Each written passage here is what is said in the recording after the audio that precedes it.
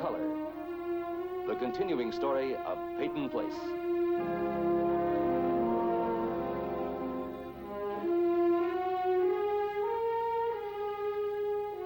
Starring Dorothy Malone as Constance Mackenzie, Ed Nelson as Michael Rossi, Ryan O'Neal as Rodney Harrington, Barbara Parkins as Betty Anderson, Tim O'Connor as Elliot Carson, Christopher Connolly as Norman Harrington, Patricia Morrow as Rita Harrington, James Douglas as Stephen Cord.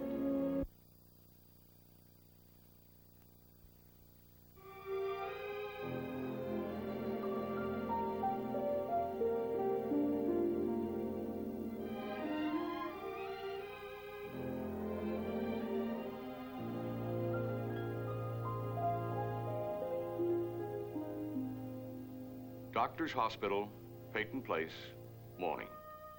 A young woman has been sleeping fitfully on a corridor bench most of the night.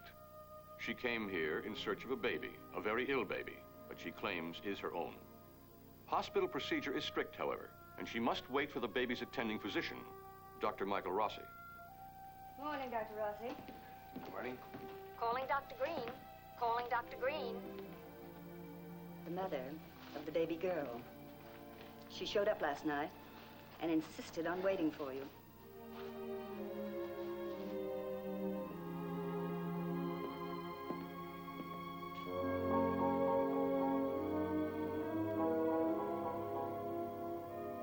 Dr. Rossi? You spent the night here?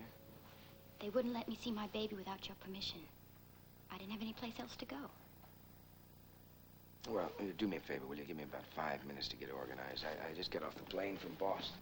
Why can't I see my baby while you're getting organized? Come in here. I'd just as soon see my baby first, if it's all the same to you. Well, it's not all the same to me, if it's all the same to you. Calling Dr. Richards. Calling Dr. Richards.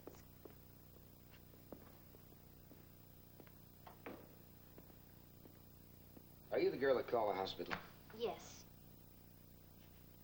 How did you know my name, and why did you ask for Dr. Rossi? Are you trying to drive me crazy deliberately? Oh, come on, answer the question, will you? The last time I saw my baby, she was very sick. In fact, I thought she was dying or I wouldn't have called you. That nurse out there won't tell me if she's alive or dead. That's some kind of an exaggeration, isn't it? She's in intensive care. How do I know what that means? Come on, that's not the question. The question is, how do I know that you are the mother of the baby? What? Well, because I am. Do you have a birth certificate? No. Where were you the other night when I picked up the baby at the cider barrel? I was Where? afraid you might not take her if you found out I didn't have any money. Oh, come on, that's nonsense. You're not the mother of the baby. I mean, abandoning a sick child in a diner in the middle of the night, that's not a maternal act. She's got a mole on her left hand right here, and her left foot curls up a little bit more than her right one does. It's been worrying me. And she can laugh. She'll laugh if you blow on her tummy. Most every baby will laugh if you blow on their tummy. But you see, I'm not denying that you know the child. What I question is that you're its mother.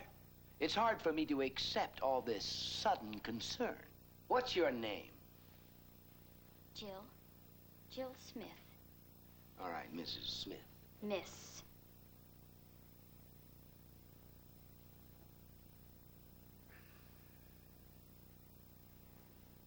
I take it you're trying to tell me that the father's name is not Smith. That's right.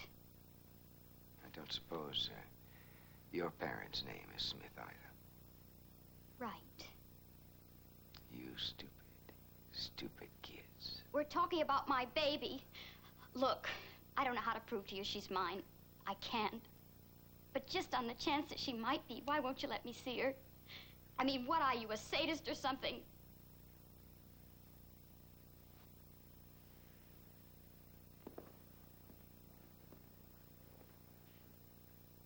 Miss Smith, you have a very sharp tongue.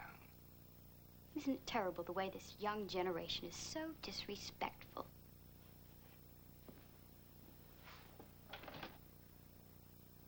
Just like that. Well, do you want to see the baby or don't you?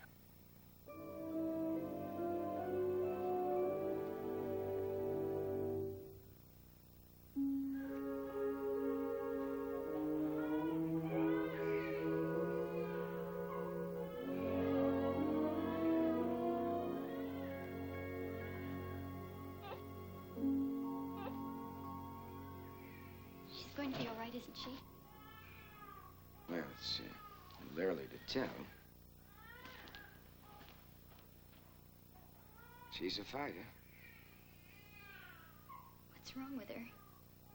It isn't something you can't cure, is it? It's an acute lung congestion aggravated by the baby's general condition. General condition? You're not asking me to believe the baby's yours and you didn't realize it was suffering from severe malnutrition. Surely you knew.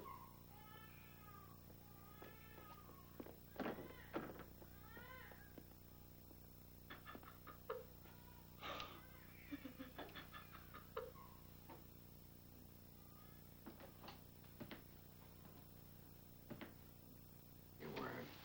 What is it? No. They wouldn't let me nurse her at the home. They said I couldn't. They put her on formula. Wait a minute. Who is they? The people at the home.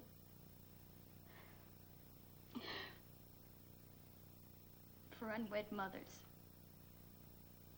According to them, if you nurse your baby, both of you form all sorts of subconscious attachments, which isn't good if the baby's going to be adopted. And where I was, all the babies were up for sale. Except yours.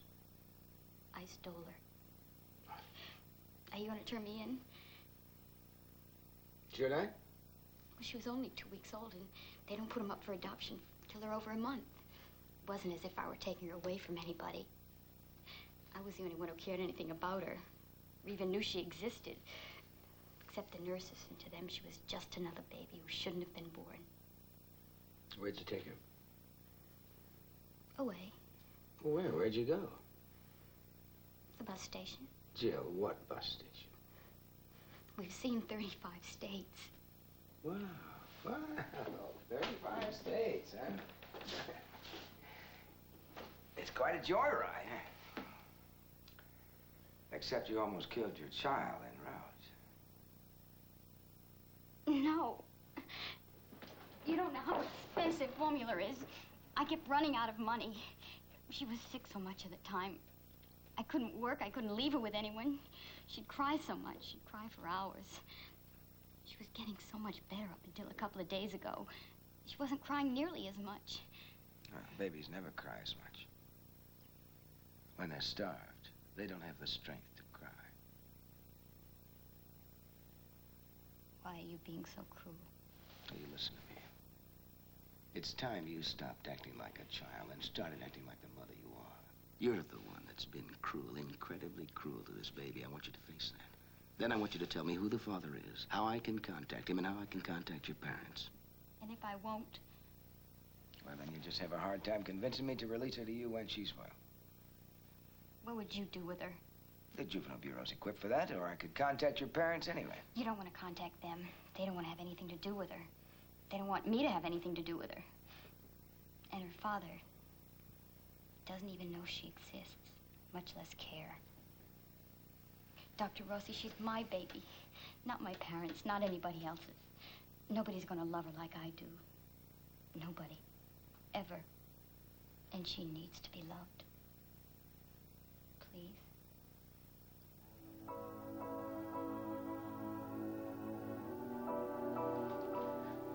Come to my office. Miss Choate. Miss Choate, pick up on line 4, please. Well, come on, come on.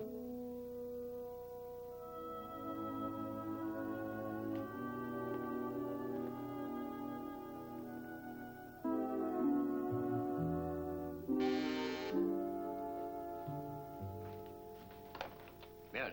Mr. Jacks to see you. Mr. Jacks. Yes, sir. Send him in.